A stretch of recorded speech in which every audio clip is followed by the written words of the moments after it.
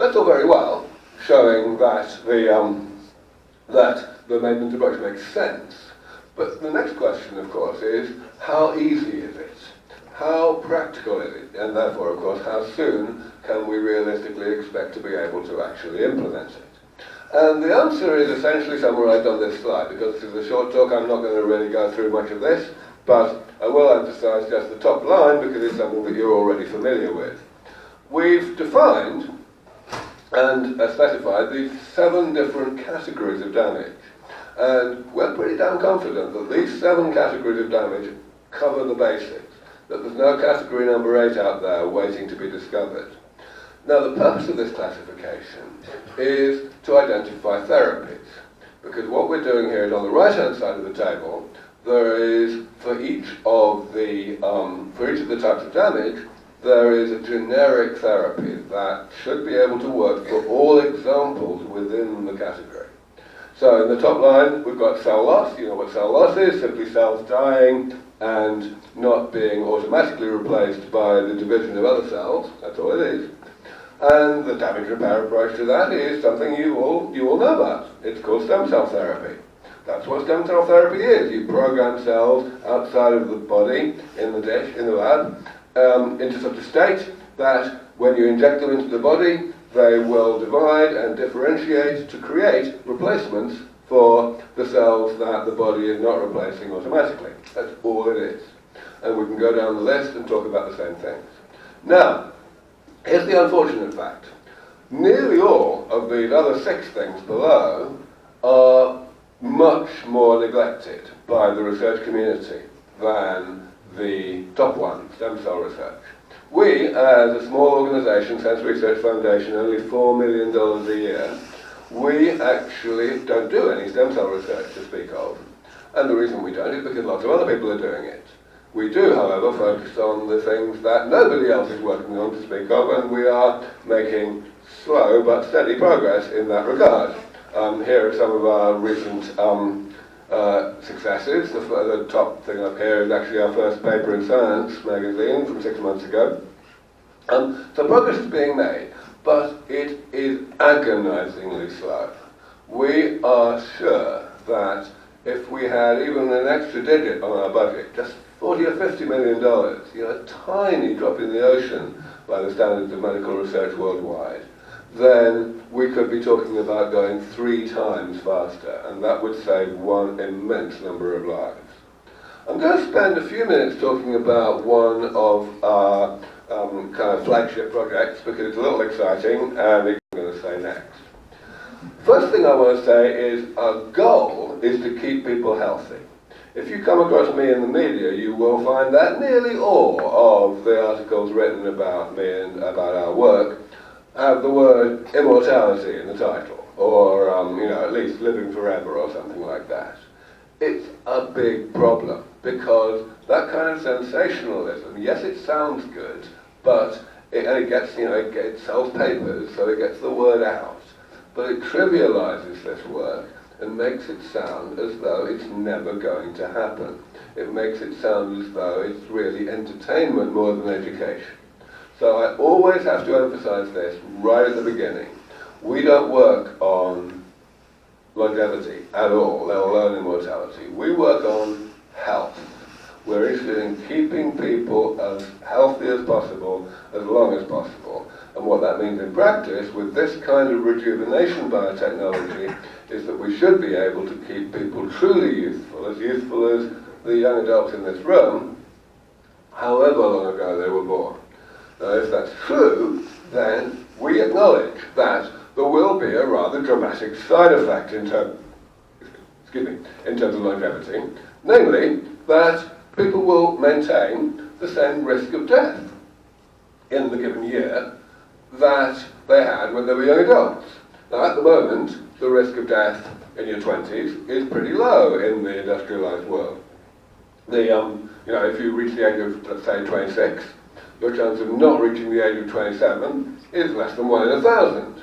And that, of course, is what leads to my, some people would say, rather unwise prediction that actually a lot of people in this room will live at least 1,000 years.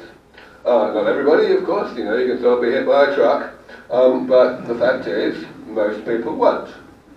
And that is, of course, only a prediction. It might not be true. The world might get hit by an asteroid in a lot less than 1,000 years.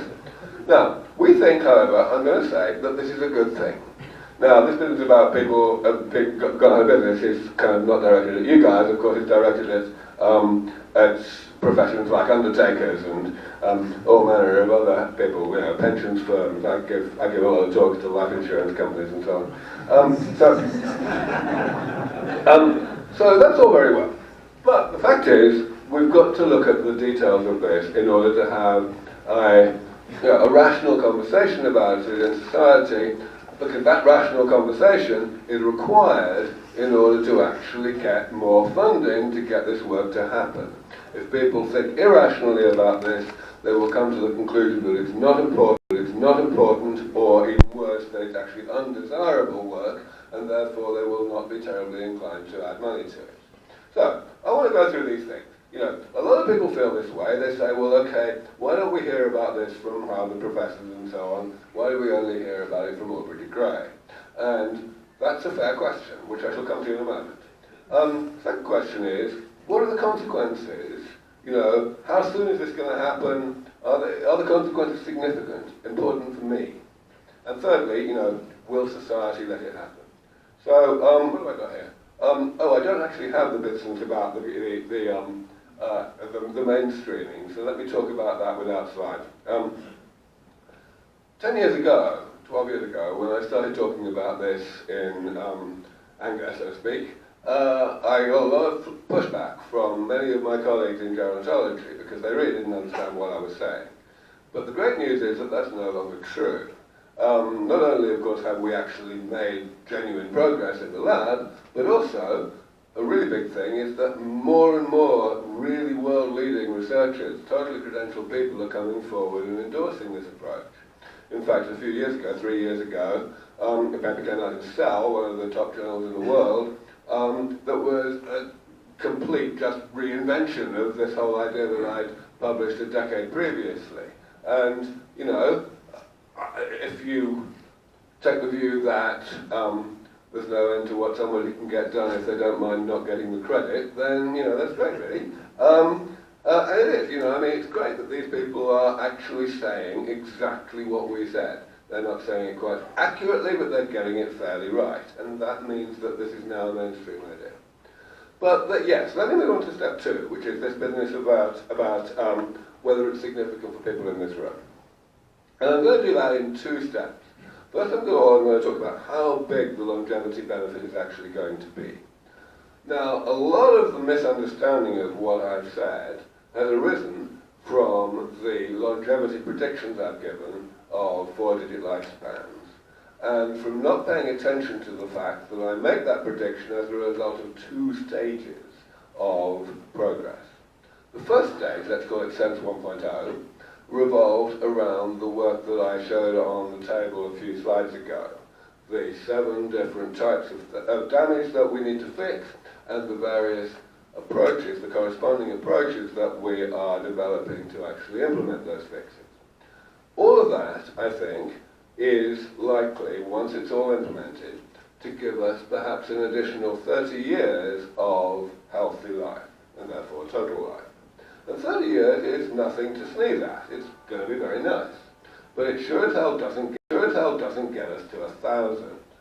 So you may be asking, where's the catch?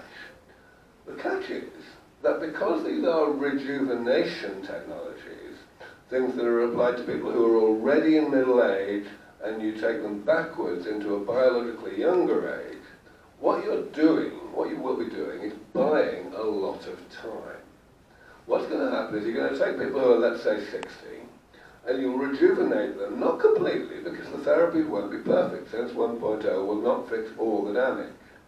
But you'll rejuvenate them well enough that they'll get these 30 years. They won't be biologically 60 again until they're chronologically 90. And 30 years is one hell of a long time in technology, in any technology, including medicine. So what that means is that we are very, very nearly certain by the time this person hits 90 to have improved SENS to SENS 2.0 to a form where, even though intrinsically the damage that the 90-year-old is carrying is harder to fix than the damage that that same person was carrying 30 years earlier, nevertheless we will be able to fix that damage more effectively because of the improvements. So they won't come in and be biologically 60 for the third time until they're chronologically 150. And so on. The idea is, of course, simply that we kick the can down the road. We stay one step ahead of the problem as long as we like. I gave this particular name to that phenomenon a long time ago. I call it longevity escape velocity. So, that's how big the effect is. Essentially, when we get even to SENS 1.0, getting these therapies that we're already working on to really function properly, that we will have a very imperfect therapy, but its consequences for the people who get it will be exactly the same as if that therapy were completely 100% perfect and with absolutely getting rid of every last iota of damage in the bodies of the people who receive the therapies. So you may be thinking, well, okay, how soon are we going to get there? And of course we don't know. This is pioneering technology. And nobody can tell you anything certain about how soon something's going to arrive unless it's going to arrive in the next couple of years. So I don't know. But I don't think it is responsible for someone like myself who pretends to know what we're talking about to actually simply stop there. I believe that we absolutely have a responsibility to give our best guess to the world, because otherwise your guesses are not going to be so good as ours, right? And in particular, your guesses are going to be vastly over-pessimistic because of the history of failure against aging. So, I think that we have a 50-50 chance of getting this all going in the next 20 or 25 years, just so long as we get more money in the door. I think it could be at least an additional decade if we don't. And that's 500 million lives, just in case you hadn't done the arithmetic. So, that's good. Now, I do think that there's at least a 10% chance that we won't get there for 100 years. But I don't care, because a 50% chance is quite enough to be worth fighting for. Furthermore, as I said, longevity escape velocity is going to happen. But the kicker that I really want you to focus on, the thing that you really ought to make you think, well, okay, I'll worry about it when it happens, the thing that should dispel that thought, is what I'm writing at the end. The shit will hit the fan not when these therapies arrive. The shit will hit the fan when these therapies become widely anticipated, when people start to think that they're probably going to live a very long time. Because a huge proportion of the most fundamental decisions that we all make in our lives revolve around our expectation of how long we're going to live and how long we're going to stay healthy. What kind of life insurance we get, what kind of health insurance we get, how much we we provide for our kids, and so on and so forth. And all of that will have to be completely recalibrated when these therapies come along, and it will be recalibrated when these therapies become widely anticipated. Now, I believe that that tipping point in terms of anticipation is very close. I believe that it's quite likely to happen in the next 6 or 8 years, because ultimately it doesn't have to happen in the clinic. It can happen in the laboratory. If you take middle-aged mice and you double or treble their remaining lifespan, every person who has the credentials as a senior gerontologist, however mainstream they are, however commercially they are going to be on camera saying, yes, this rejuvenation thing is going to work one day for humans. They won't tell you how soon, of course not. But if they say it's only a matter of time, you can be damn sure that the following day, Oprah Winfrey is going to say, well, let's make it a little less time then. And the very day after that, it is going to become impossible to get elected, even if you are Donald Trump, without a manifesto commitment to have a war on aging. to put the most insane amount of money into not only hastening the development of the therapies, but also all of the infrastructure that will be required, all of the training of medical personnel and so on, to ensure that as soon as the therapies actually come to fruition, they can be administered free of charge if necessary to absolutely anybody who is old enough to need them. That is what's going to happen, and it's going to happen rather soon. So let me end in the last couple of minutes just by talking about sociological considerations. I spend my entire fucking life having to answer questions like this. It is absolutely soul-destroying. It really is. I mean, honestly. And of course I know that these are sincere questions. It's okay to actually think about these things, to wonder where we're going to piss all the people. It's not okay to raise these questions and then immediately switch one's brain off and presume that the answer is, oh, it's going to be absolutely catastrophic, there are going to be no answers, we mustn't do this. You wouldn't do that for Alzheimer's disease, you wouldn't do that for cancer, so why do it for the panoply of all of these things? And this again, of course, is a reason to emphasize that the diseases of old age are parts of aging, and therefore you can't have a radically different attitude to the desirability of eliminating some parts of aging and not other parts.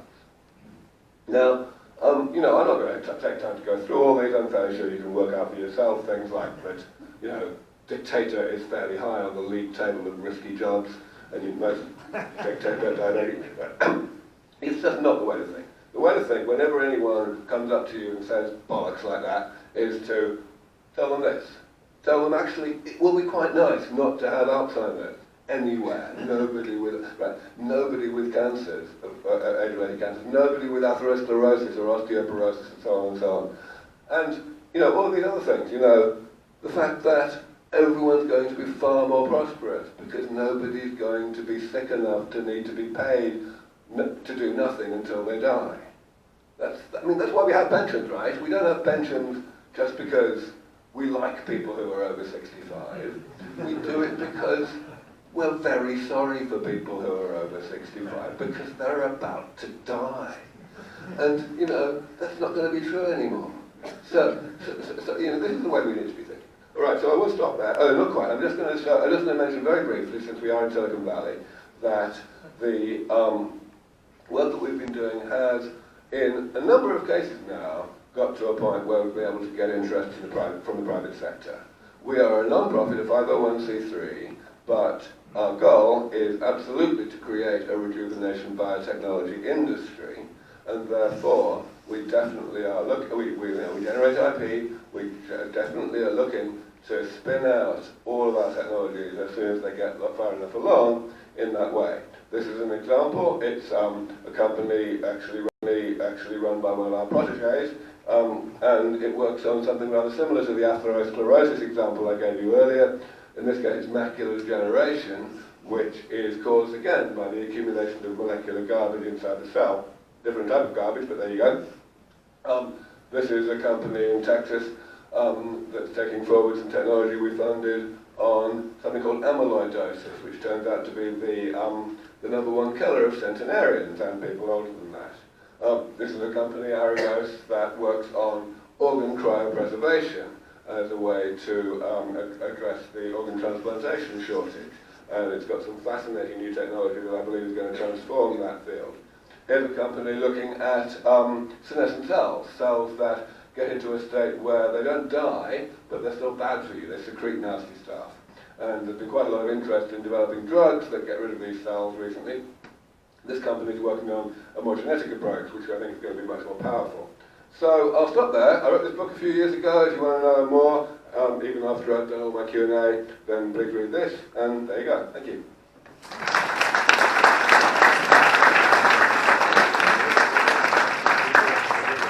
Okay, so here's what we're going to do. I'm going to ask a couple of questions, and then we're going to open up the questions for people who want to ask Aubrey the question. You can line up here, like right here, so because we're long.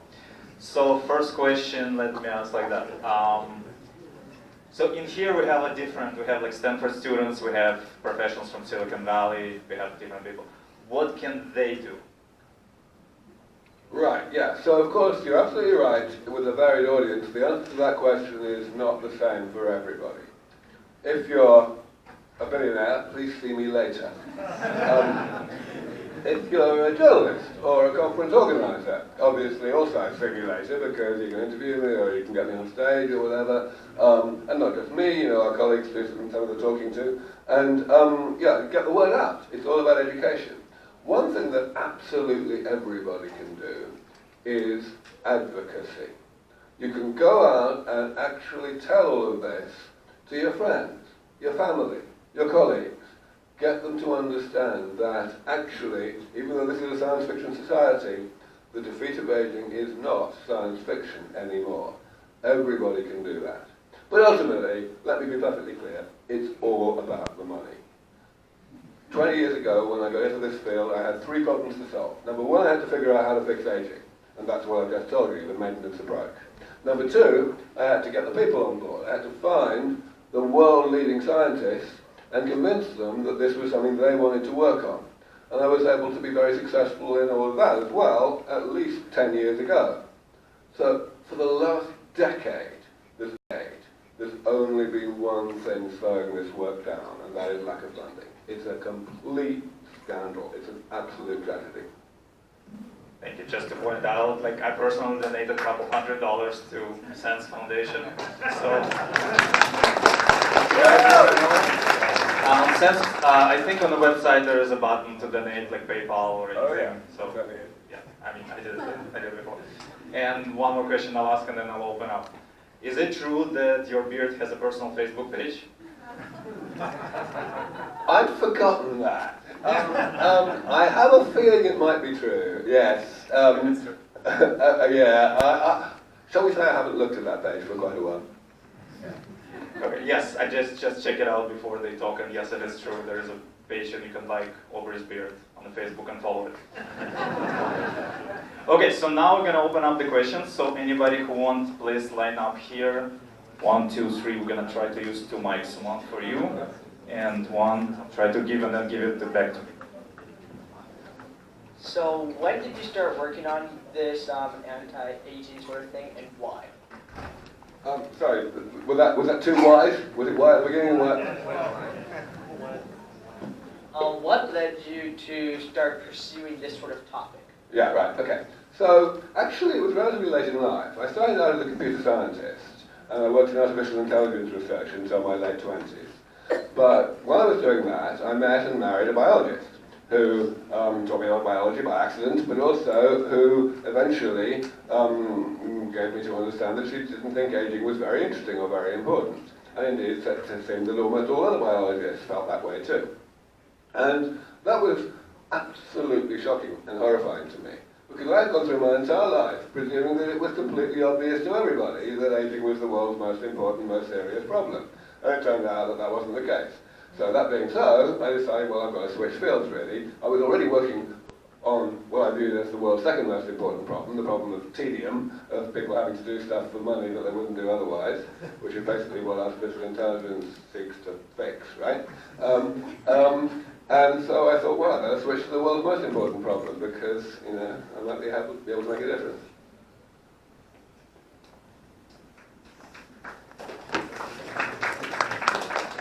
Thank you for your presentation. My question is coming from the example you gave about cars. So when you see that 100-year-old car, we understand that parts of it are new, like the lamp was replaced or part of the engine, so whatever breaks down, you can replace. And today we already have transplantation technology, so if a kidney fails or a heart fails, you can replace it either by a donor or by mechanical heart, which will be available soon. I myself work on ovarian transplantation, so I know that I can transplant an ovary and rejuvenate a woman in a way. So my question to you is, let's say it is possible to keep replacing and fixing. When is it still you? Till when is it still you? Yeah, so this is of course an old question. In fact, so old that it exists in Greek philosophy. It's called the ship of Theseus. I don't think it's a very interesting question, to be honest. It seems to me that it's just a question of scale. If you replace the engine of a car, you are repairing the car. If you replace a spark plug or whatever in an engine, you're repairing the engine. It's just a matter of, what you're replacing is a repair of something a bit bigger. And so I don't really regard it as an interesting philosophical question at all. It seems to me that people stay the same if they're being repaired. In particular, I think it's important that the repair has to be relatively incremental. Like if you look at the brain, for example, if you're replacing all the cells, then you better do it slowly, because you need the new cells to learn from the old cells and be integrated into the cognitive network, so to speak. But if you do it slowly, then it's really no different from the change that's happening in the same individual as a result of learning stuff and forgetting stuff. And, I can't remember an awful lot that I knew when I was 10, but I don't feel that I'm a different person than the person I was when I was 10.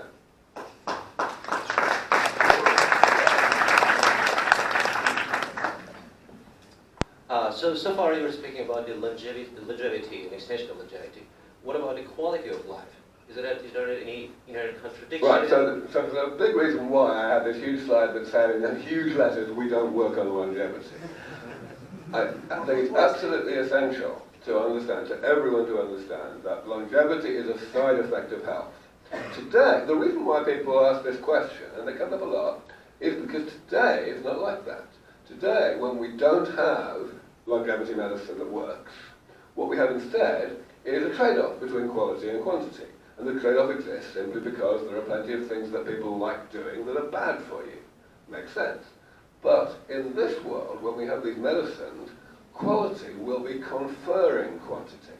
They will not be on opposite sides of some trade-off. They will be on the same side. Will it be irrespective of bad habits?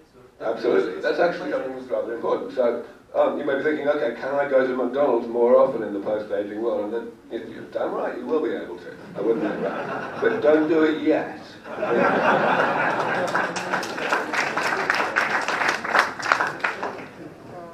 Do you receive funding from government research agencies like National Institute of Health, and how much, if not, Yeah, nice question. I wish. We have had pitifully small amounts from public funding agencies. Fundamentally, the difficulty here is that our work is very high risk, high reward. And any scientist will tell you that the whole system of peer-reviewed funding of science is massively biased against high risk, high reward work, especially in today's world where the overall amount of funding is so pitifully small. Ultimately, the way that people get funded is by applying to do stuff that everybody already knows that they are good at. You can't extend to the periphery of your expertise. You can't do things that are too hard because you might not get your publication in Science in time to submit your next grant application, and then it won't get funded. That's the way that scientists are forced to think at the moment, and that's why we have chosen the only way forward, which is to sidestep all of that by going straight to wealthy individuals who don't have a constituency.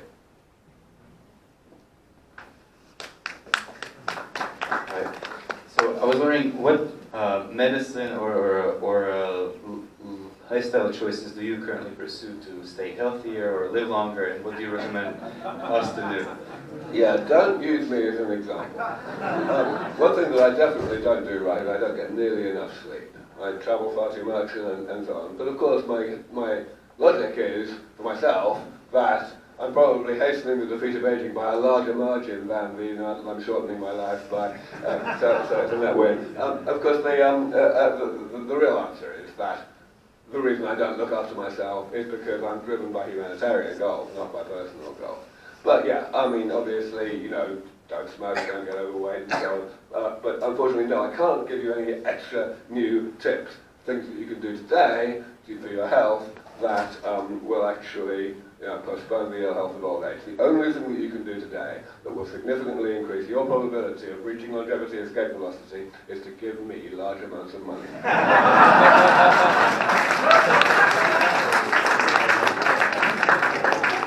Actually, follow-up question, which I forgot to ask. What do you think about calorie restriction? So calorie restriction is a great example. The whole concept of what I call the gerontology approach in my talk is something that, as I said, arose maybe 100 years ago in principle, And people gradually, put a few pieces together here and there. But they began to realize what I said, that metabolism is just too completely intractable. And so by the 1980s, gerontology had given up on intervention, pretty much entirely. When I'm feeling frivolous, I tend to compare gerontologists of that era to seismologists.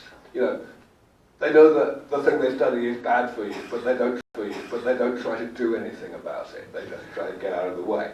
So it was like that. You look at things like the subtitles of conferences, of annual conferences of the big societies, and they're always talking about it as a phenomenon to be studied rather than to be intervened in.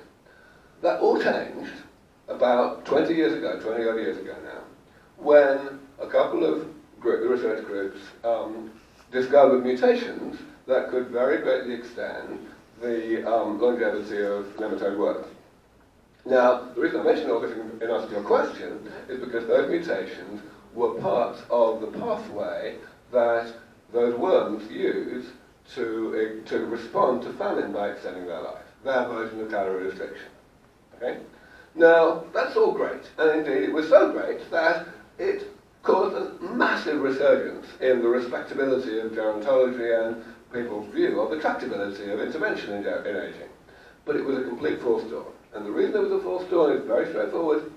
These metabolic pathways that have evolved to allow animals to live longer in response to famine are much less powerful in species that are longer lived than in species that are shorter lived.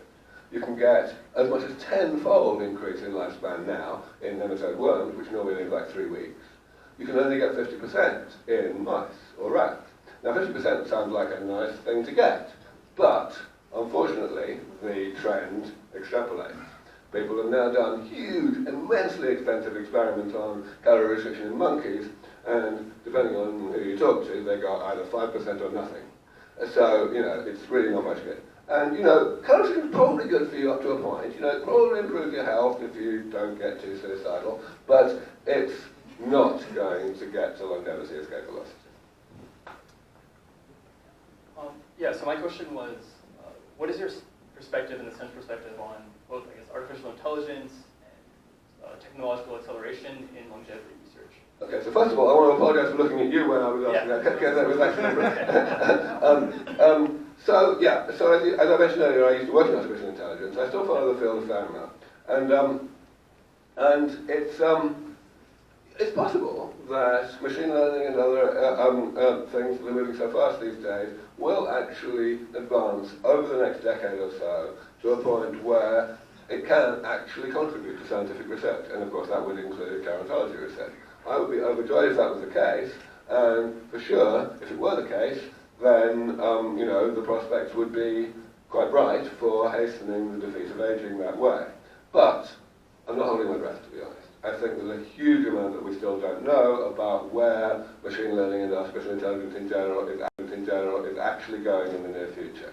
Some of the surprises we get may be really big surprises, really good surprises, like what happened with AlphaGo recently. But most of the surprises we've had in artificial intelligence have been the opposite. So I don't know. You are focusing on human body as it is now, health of a human body without any modification or whatever. But we already have maybe double the lifespan from the ancient time, and maybe the limit is close. So how do you think, does it really make sense to improve the existing mechanism, or we should go forward, scrap some parts, maybe do some artificial evolution of human, maybe go to a completely different direction, like applauding or something. It's definitely a decent role to work on longevity in short time. I get the question. So yes, life expectancy has indeed doubled or more in the past couple of hundred years. But that's because we have more or less eliminated infant mortality, early life mortality. And so I think the point you were getting at is that in recent years, let's say since World War II, there's been only a considerably slower improvement in the industrialized world in longevity. Now, it's been significant, even though it's been slower than it was in the previous century. But still, it's definitely slower. And people are saying, a lot of people are saying, and I think they're right, that it's going to slow down more over the next 10 or 20 years. Because we are indeed hitting limits. We are hitting diminishing returns in terms of what we can do to let people live longer by not smoking or by not getting overweight and so on. And that means that in order to get anywhere beyond roughly where we are now, let's say a maximum lifespan of 130 or life expectancy of 90, we're only going to get there by doing something radically different. Now the point about damage repair is it is radically different. The limit that we have at the moment can be easily explained biologically. It's simply the fact that metabolism has to happen. You know, the single worst thing that you guys are doing right now for your longevity, guess what it is? Anyone know? No, not sitting down. Very good, breathing. Breathing is really bad for you, right? Because it creates free radicals, you know, and that's what causes most of the damage that we get. But it's fairly non-negotiable. So, so you know, we've got to do it. And of course, there's more than that. There's sugar transport and so on. So the